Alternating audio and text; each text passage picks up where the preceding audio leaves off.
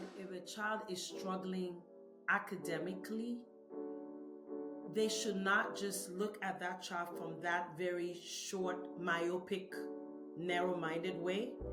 And even for a child who is doing very well academically, there are always other areas of their lives that they need to develop in. Some children who are academically gifted may be emotionally detached or may not be as social or be selfish.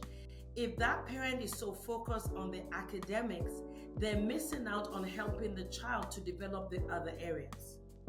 And a child who is academically gifted may actually fail socially, may struggle in how they treat somebody else because of this unfortunate thing that parents do where they say you're amazing, and if you're amazing academically, then you're amazing in everything. We also find that young people who are praised a lot for just their academics and achievement may have a very difficult time navigating losses in their lives in the future. So if they have a relationship breakup or something happens in their workplace, they may have a very difficult time recovering because the template from beginning is you're so amazing, you can never fail. And that is why for the parent, for the child who is on the receiving end of the being treated as better, and the child who is being treated as less, both those children, if they're not careful, will have long-term negative things in terms of their relationships and life if care is not taken. In our situation, we've had to take care and do the work, right? To work through that. Yeah, to piggyback on what you just said, is actually because most children take the template from their home to the world, right? So the question, so when they go, so the moment they tell them they're not wonderful outside of the home, and they handle that. Because all the while, for the last 20 years before they hit the streets, mama, they were the eye, that's Apple's eye, they were the best thing that ever happened. Now you're telling me, so let's say, and it may not even be a bad thing, it may be a review at work. It may be something that your boss says and say to you, oh, you may need to improve on that, or your communication skills should be that. They would not understand, they would not be able to accept those criticisms the way they need to. Because the template from home is that there's nobody better than them. That believes she's the queen of the house, and whatever happens goes. But the world will now show you, right, that this is not home. This is a real life scenario, and you have to be able to navigate through maybe a work situation, but every work situation has a system. You have to navigate through that system and see how you fit into that system, and whatever you have from your home cannot translate to what you do in your office. Also in relationships, they may be emotionally bankrupt at some point. But once somebody says they reject them, like what you just said, they take direction so hard because nobody has really rejected them before. Like somebody who's always had money and never understand how to have life.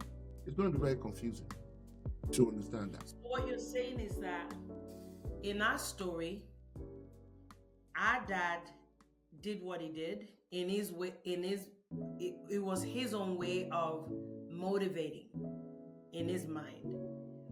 What are some of the things that our mom did that helped you?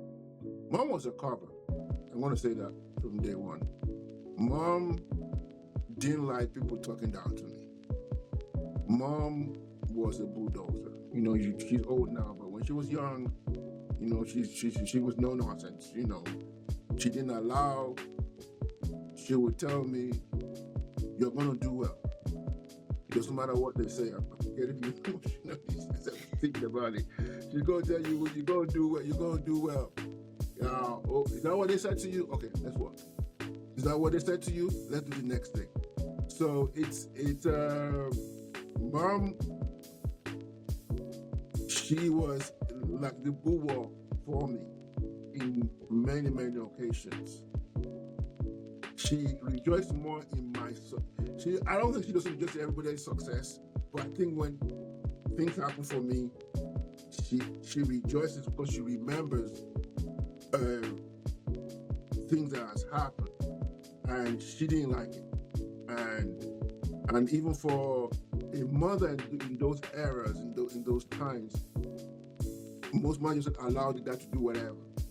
Mom stood like like a bull. You're not going to talk to me. You're not going to do this.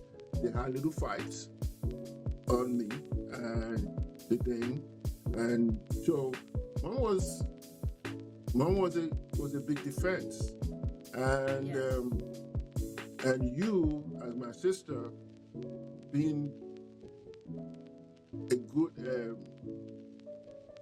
good support system, and you also have brought out things in me I don't even know I had, and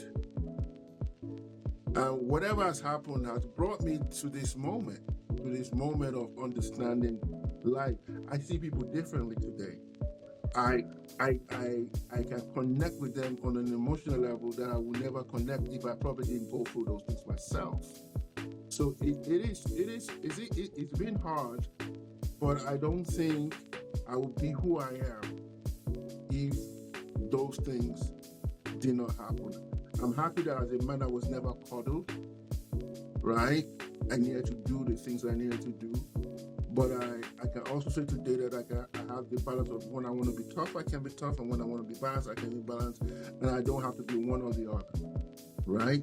So that's basically. So you're saying that you have taken some painful things that happened in your childhood, Mm-hmm. and you have turned it into you rechannel that pain in a way, make you better. Instead of being resentful, you become much more compassionate towards others because of what you went through.